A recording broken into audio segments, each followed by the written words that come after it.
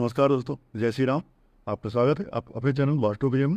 आज हम बात करने वाले हैं ग्रहों की, स्पेशली उन ग्रहों की जिनके पास कुछ स्पेशल एस्पेक्ट्स होते हैं और ये खास दृष्टियाँ उनको क्यों दी गई हैं।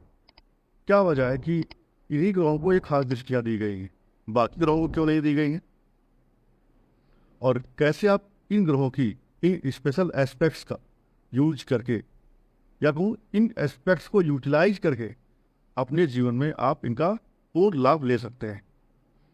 तो आज का वीडियो कुछ खास होने वाला है, वीडियो को पूरा देखें, क्योंकि आज की वीडियो में मैं बीच में आपको बताने वाला हूं कि कैसे आपको पता चले कि आपकी पूजा जो आप डेली अपने घर में पूजा पाठ करते हैं या कभी कभी भी करते हैं, कैसे आपको पता चले कि आपकी पूजा पाठ आपके ईश्वर द्वारा कबूल की जा रही है या परमात्मा, आपके भगवान, आपके गॉड आपकी पूजा को स्वीकार कर रहे हैं। कैसे आपको पता चले, तो हम आज बात करेंगे इसके बारे में। अब सबसे पहले आपको मालूम होगा, अगर आप ज्योतिष के प्रेमी हैं, तो हर ग्रह की 7वीं दृष्टि सभी के पास होती है। जो ग्रह जहाँ बैठता है वहाँ से 7वें घर को देखता ही देखता है, कोई भी ग्रह हो। तो हम 7वीं दृष्टि की बात नहीं करेंगे, क्योंकि 7वीं दृष्टि हर एक चीज़ का कॉम्प्लीमेंट होती है। जैसे आपकी कॉम्प्लीमेंट आपकी वाइफ या हस्बैंड होता है, क्योंकि उसके आने से आप कंप्लीट होते हैं। उसी तरह से हर घर के 7वें सामने जो घर बैठा होता है या हर घर से जो 7वां घर होता है वो उसका कॉम्प्लीमेंट्री होता है। जैसे फर्स्ट हाउस का कॉम्प्लीमेंट 7th हाउस होता है, आपका स्पाउस। सेकेंड हाउस अर्थात आपकी फैमिली का जो कॉम्प्लीमेंट्री होगा वो होगा आपकी वाइफ की फैमिली, क्योंकि दो परिवार मिलते हैं तब जाकर के कई कनेक्शन मैच होते हैं। ऐसे ही 3rd हाउस का देखेंगे तो उसके सामने है 9th हाउस। तो जब आप कर्म करते हैं तब आपका भाग्य प्रबल होता है। अब आप अगर कर्म नहीं करेंगे तो आपका भाग्य आपको शायद उतना नहीं दे पाएगा जितना वो देना चाहता है या जितना आप डिजर्व करते हैं। सो इन टोटलिटी आपके पास आपका जो फर्स्ट हाउस हो, सेकेंड हाउस हो, 3rd हाउस हो, कोई भी हाउस हो, उसका जो 7th हाउस होता है उसके सामने वाला, वो उस घर का पूरक होता है। इसलिए हर एक ग्रह को 7वीं दृष्टि दी गई है। अब कुछ ग्रहों को स्पेशल एस्पेक्ट्स दी गई हैं। इनमें हम सबसे पहले बात करेंगे मंगल महाराज की, क्योंकि सूर्य चंद्र इनके पास स्पेशल एस्पेक्ट नहीं है, तो हम इनकी बात यहाँ पर नहीं करेंगे। इस क्रम में पहले आते हैं मंगल महाराज। मंगल महाराज को जो स्पेशल एस्पेक्ट दी गई है वो है 4th, 7वीं और 8वीं। अब 4th एस्पेक्ट मंगल महाराज को क्यों दी गई? अगर आप काल पुरुष की कुंडली को देखें तो काल पुरुष की कुंडली में जो 4था घर होता है वो होता है भूमि का, और भूमि के साथ साथ वाहन का, घर का और माता का। तो भूमि के कारक कौन होते हैं? भूमि के कारक होते हैं भूमिपुत्र मंगल। तो मंगल को 4थे घर का कारक माना गया है। इसलिए मंगल अगर आपकी कुंडली में 4थे घर को देखते हैं तो आपको भूमि जरूर देंगे, मल्टीपल प्रॉपर्टी जरूर देंगे, आपको गाड़ी बंगला का सुख जरूर देंगे। सो मंगल के पास 4था एस्पेक्ट की ये एक खास होया है कि मंगल एक तो 4थे एस्पेक्ट को देखेंगे, आपके भूमि भवन वाहन को देंगे। जहाँ भी मंगल 4थे घर को आपको देख रहे होंगे उस घर से आपकी लग्जरियस आइटम के मिलने के चांसेस बढ़ जाएंगे। अब मंगल आपकी कुंडली में 4थे घर अर्थात अपना 4था एस्पेक्ट जहाँ भी डाल रहे हैं उस घर के आप थोड़े से प्रयास करेंगे तो आपको उस घर से जुड़े हुए सुख, उस घर से जुड़े हुए लग्जरी के आइटम आपको मिलने शुरू हो जाएंगे। इसलिए मंगल को 4थी एस्पेक्ट दी गई। प्लस काल पुरुष की कुंडली में 4था घर होता है चंद्रमा का, चंद्रमा को माता का दर्जा प्राप्त है। तो मंगल इसीलिए यहाँ पर आकर के माता के घर में आते हैं और नीच हो जाते हैं। माता के सामने कोई भी पुत्र अपना शौर्य नहीं दिखाता, अपनी बहादुरी नहीं दिखाता। माता के सामने आता है, माता के चरणों में गिर जाता है, माता के गोद में लेट जाता है और माता के आंचल में वो अपने आप को एक अच्छी फीलिंग फील करता है। इसलिए मंगल को 4था एस्पेक्ट दिया गया, सो दैट मंगल आपको भूमि और प्रॉपर्टी, मल्टीपल प्रॉपर्टी का सुख दे सके। अब आपकी कुंडली में अगर मंगल मजबूत है, ठीक, मैं आपको जो भी फल बताने वाला हूँ ये तब मिलेंगे जब आपके मंगल या कोई भी प्लेनेट उच्च के हों, स्वक्षेत्री हों, अपनी राशि बैठे हों, मित्र की राशि में बैठे हों, पाप कर्तरी योग में ना हो, प्लस कई सारे क्रूर ग्रहों की दृष्टि में ना हो, तब आपको मंगल के या गुरु के जो भी स्पेशल एस्पेक्ट्स के फल बता रहा हूँ ये फल आपको अच्छे मिलेंगे। अदरवाइज ये फल आप अपने आप कट करके काउंट करें। और मंगल को 7वीं एस्पेक्ट मिली है, 7वीं सभी को मिली है, इसमें कोई नई बात नहीं है। मंगल को 8वीं एस्पेक्ट भी मिली है। 8वीं एस्पेक्ट क्यों मिली? अगर आप काल पुरुष की कुंडली से देखें तो 8वें घर के जो कारक होते हैं, 8th sign also belongs to Mangal Maharaj. तो इसलिए मंगल महाराज काल पुरुष की कुंडली के 8वें घर के भी स्वामी होते हैं।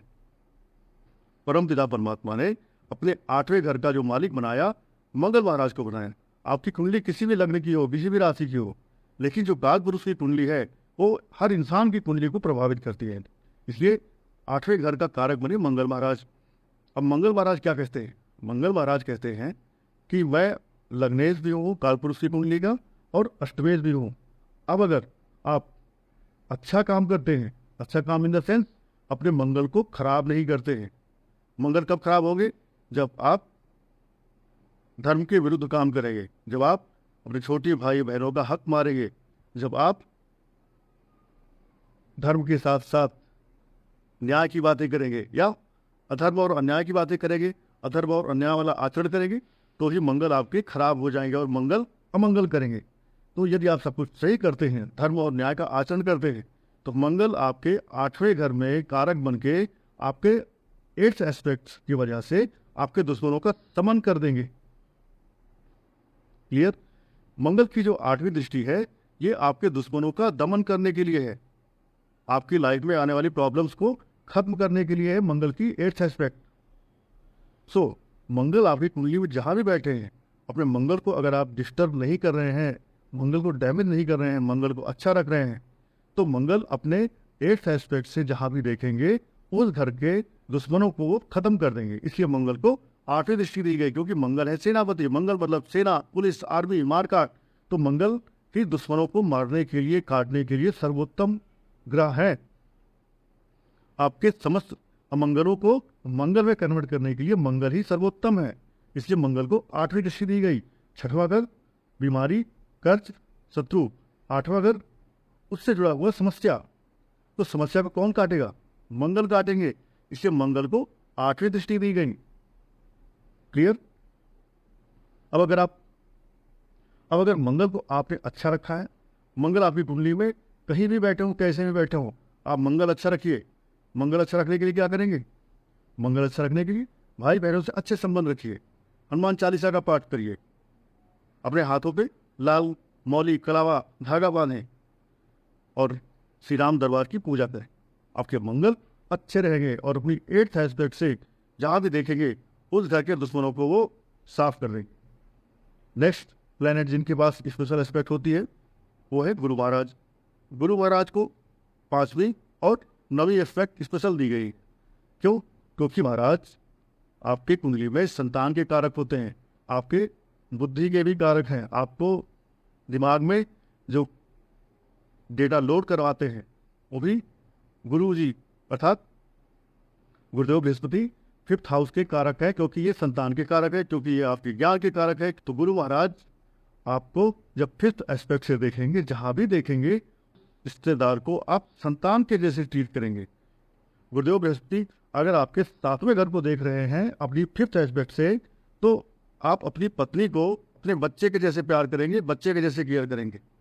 अगर गुरुदेव बृहस्पति अपनी 5वीं दृष्टि से आपके 9th हाउस को देख रहे हैं, तो आप अपने पिता को अपने बच्चे के जैसे प्यार करेंगे, केयर करेंगे, उनकी इज्जत करेंगे। अगर आपके गुरुदेव बृहस्पति आपके 11वें भाव को देख रहे हैं अपनी 5वीं एस्पेक्ट से, तो आप क्या करेंगे? आप अपने बड़े भाइयों को, उनको आप अपने संतान के जैसे ट्रीट करेंगे। तो गुरुदेव बृहस्पति 5वें घर के कारक होते हैं, इसलिए इनको 5वीं एस्पेक्ट दी गई, क्योंकि आपको ये संतान देते हैं, ज्ञान देते हैं। साथ ही 9th एस्पेक्ट, क्योंकि गुरुदेव बृहस्पति आपको बुद्धि, गुरु, ज्ञान ये भी देते हैं, इसलिए आपको धर्म, ये सब चीजें देने के लिए इनको 9th एस्पेक्ट दी गई। अब जब 9th एस्पेक्ट दी गई तो काल पुरुष की कुंडली में तो ये देखते हैं 9th हाउस को, जो कि धर्म का, पिता का और हायर एजुकेशन का भाव होता है। तो गुरुदेव बृहस्पति आपके हायर एजुकेशन, लोअर एजुकेशन दोनों के कारक हैं, इसलिए इनको 5th एस्पेक्ट, 9th एस्पेक्ट दोनों दी गई। आपके ज्ञान के कारक हैं, इसलिए इनको 9th एस्पेक्ट दी गई। आपके जो पूर्व जन्म और अगला जन्म उसको भी सुधारने के कारक गुरुदेव बृहस्पति हैं। इसलिए पूर्व जन्म 5वां भाव और अगला जन्म 9th हाउस, इसके लिए इनको 5th एस्पेक्ट और 9th एस्पेक्ट दी गई। 5वें घर को 9th एस्पेक्ट से देखने लगे तो आप क्या करेंगे? इस समय आप अपने बच्चे को अपने पिता के जैसे देखेंगे। कई बार ऐसे आप लोग सोसाइटी में किसी को देखेंगे, क्यों? अपने बच्चे से डरते हैं, अपने बच्चे का संकोच करते हैं। क्यों? क्योंकि कहीं वो बुरा ना मान जाए। नॉर्मली एक इंसान, एक छोटा बच्चा अपने पिता से संकोच करता है, डरता है, हिचकिचाता है कि पिता ना बुरा मान जाए। लेकिन यदि आपके 5th हाउस पे गुरुदेव बृहस्पति का 9th एस्पेक्ट है तो आप अपने बच्चे को अपने पिता के जैसे सम्मान देंगे, पिता के जैसे ट्रीट करेंगे। ऑन दी अदर हैंड, ऐसे ही अगर आपके गुरुदेव बृहस्पति का 6ठे घर पे 9th एस्पेक्ट हो तो आप अपने मामा लोगों को या आपके घर में जो सर्वेंट्स हैं इनको आप अपने पिता के जैसे ट्रीट करेंगे। 7th हाउस पे अगर गुरुदेव बृहस्पति का 9th एस्पेक्ट आ जाए तो आप अपने वाइफ को अपने पिता के जैसे ट्रीट करेंगे। जो आपकी वाइफ बोल देगी वो आपके लिए आपके पिता का वचन जैसा हो जाएगा। जैसे प्रभु श्री राम जी के लिए दशरथ जी का वचन, ऐसे ही आपके लिए आपकी वाइफ का वचन, आपकी वाइफ का कोई भी स्टेटमेंट आपके लिए इतना रिस्पेक्टफुल हो जाएगा जैसे आप अपने पिताजी का आदेश मानते हैं। तो गुरुदेव बृहस्पति को 5th एस्पेक्ट 9th एस्पेक्ट दिया गया, जिससे ये आपके संतान, आपके पिता, आपके धर्म, आपका आध्यात्म, आपका ज्ञान और आपका पूर्व जन्म और आपका अगला जन्म, इन चीज़ों को ये सुधार सके। तो जहाँ जहाँ ये 5वें एस्पेक्ट से देखेंगे उनको आप संतान की दृष्टि से देखेंगे, और जहाँ ये 9th एस्पेक्ट से देखेंगे वहाँ पर आप पिता की दृष्टि से देखेंगे। और जहाँ जहाँ गुरुदेव बृहस्पति की 9th एस्पेक्ट पड़ गई वहाँ पर आपका भाग्य समझो एक्टिव हो जाएगा। इसलिए गुरुदेव बृहस्पति की 9th एस्पेक्ट जहाँ भी पड़ रही है उस भाव से जुड़ करके आप अगर कोई काम करते हैं तो आप ये समझिए कि आप अपने भाग्य को जगा रहे हैं, अपने भाग्य को एक्टिव कर रहे हैं। You are going to enhance your luck factor. इसलिए 12 भावों में देखिए कि गुरुदेव बृहस्पति की 9th एस्पेक्ट कहाँ पड़ रही है। जहाँ 9th एस्पेक्ट पड़ रही है उस भाव को जगाएं। उस भाव के जगने के बाद आपके जीवन में भाग्य आपको आपके साथ दौड़ता हुआ दिखाई पड़ेगा। तो गुरुदेव बृहस्पति को इस वजह से 5th 9th एस्पेक्ट दी गई। जहाँ जहाँ इनकी 5th और 9th एस्पेक्ट पड़ती है, कहते हैं कि गुरुदेव बृहस्पति की दृष्टि में अमृत होता है। तो उन भावों का जो फल होता है वो कई गुना पॉजिटिव हो जाता है, एम्पलीफाई हो जाता है। ठीक है। ऐसे ही अगर अगले ग्रह की बात करेंगे तो शनि महाराज है।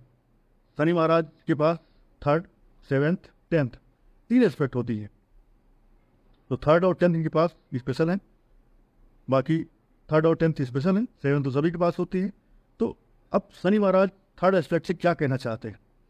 अगर आप काल पुरुष की कुंडली को देखो तो 3rd house belongs to your siblings, belongs to your padosi, belongs to your परिश्रम।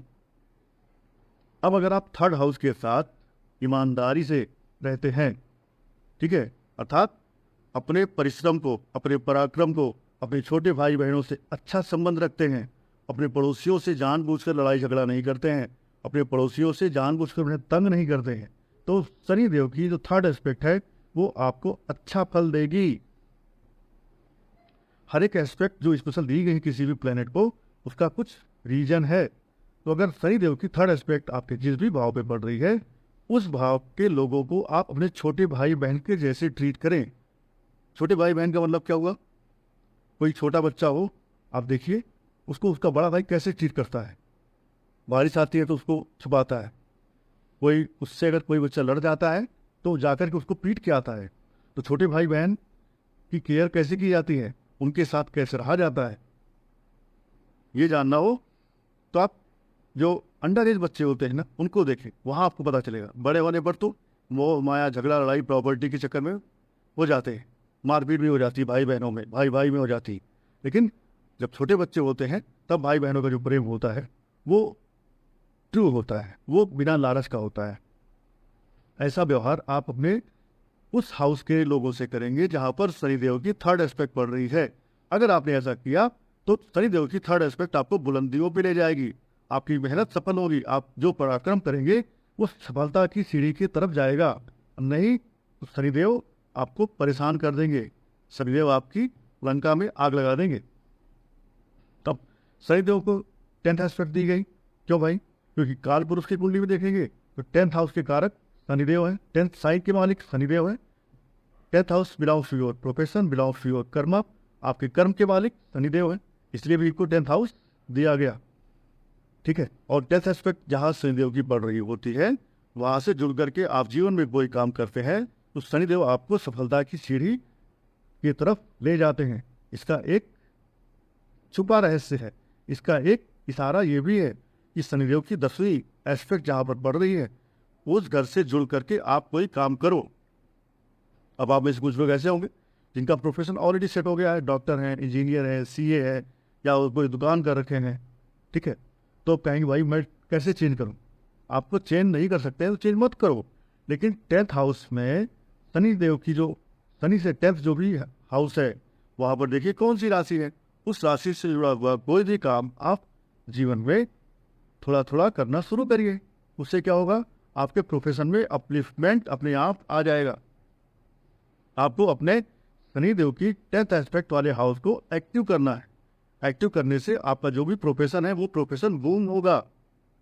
So if you are struggling in your career, in your profession, then check the 10th aspect of your Saturn where that is falling and activate that 10th house from Saturn so that you can achieve your career goal, you can have strength in your career and you can be a successful professional in your life.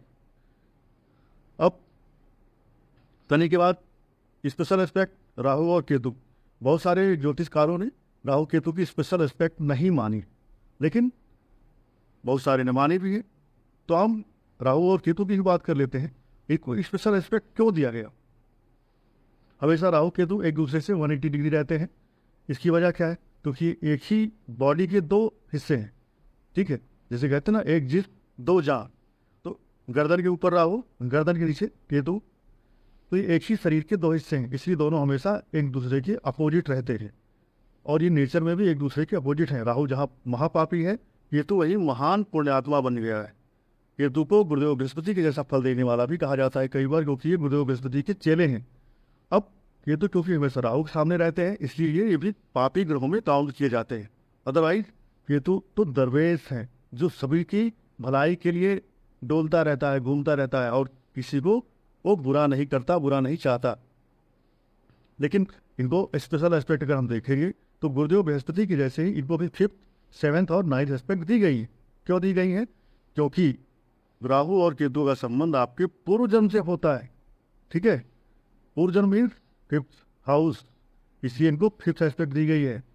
और अगले जन्म के लिए आपको कहा जाना है, जो आपकी इच्छा, अभिलाषा, वो विलास, कामना इस जन्म में पूरी नहीं हुई है, वो आप अगले जन्म में कैरी फॉरवर्ड लेके जाते हैं।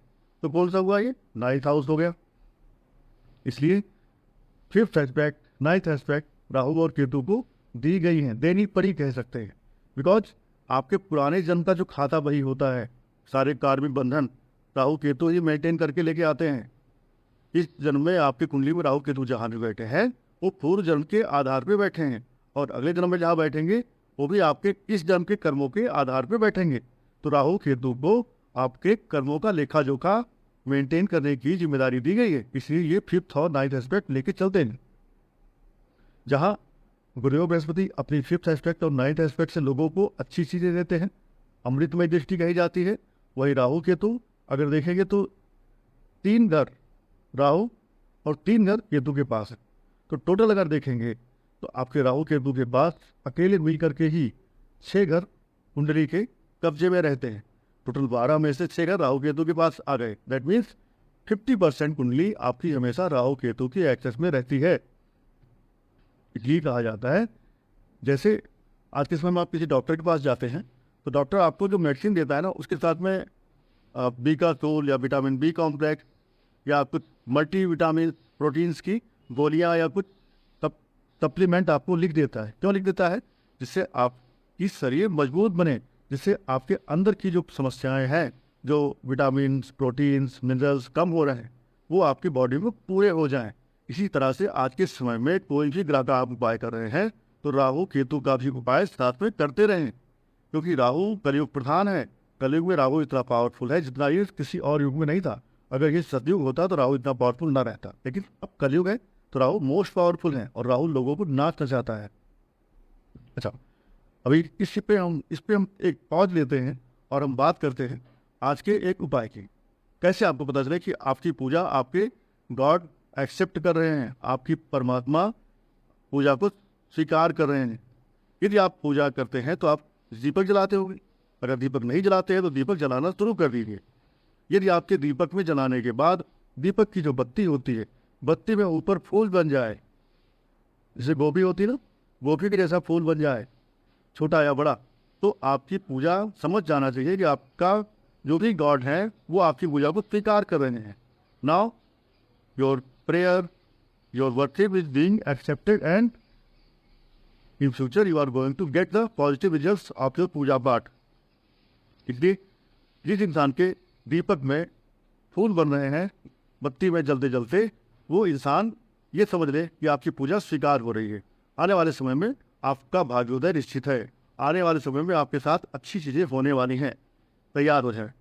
ठीक है, अब बात कर लेते हैं अपने मुख्य सब्जेक्ट की। तो राहु और केतु, ऐसे ही केतु के पास भी 5वीं दृष्टि, 7वीं दृष्टि और 9वीं दृष्टि होती है।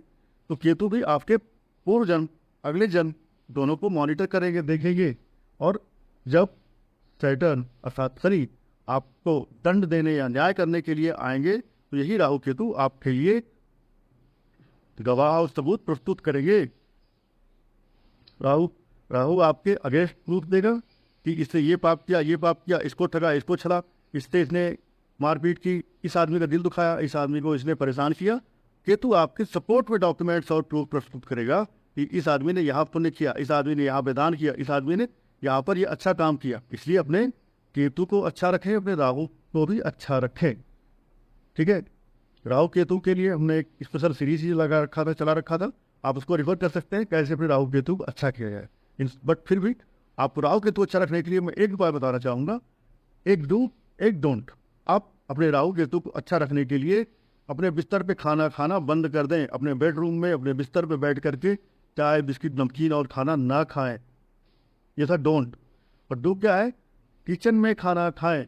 स्पेशली घर की जो गृहिणी है, खाना बनाने वाली, हाउस आपके गृह स्वामी नहीं है, गृह रश्मि है, वो घर के किचन में ही बैठ करके खाना खाएं। इससे आपका राहु बहुत अच्छा हो जाता है, क्योंकि किचन मीन्स मंगल। जब आप खाना किचन में बैठ के खाना खाएंगे तो आप अपने मंगल को एक्टिवेट करेंगे, और मंगल जब एक्टिवेट हो जाएगा किचन में तो आपके राहु को वो दबा करके शांत करके रखेगा। आई होप ये चीज़ें आपको समझ आई होगी। अपने जीवन में इम्प्लीमेंट करने के लिए आप इन चीज़ों को अप्लाई करेंगे और अपना ज्ञान ऐसे ही बढ़ाते रहेंगे, और आपके सपोर्ट हमको भी मिलते रहेंगे, सो दैट हम भी आपको ज्ञानवर्धन की नई नई चीज़ें बताते रहेंगे। धन्यवाद। जय श्री राम। आपका दिन शुभ हो।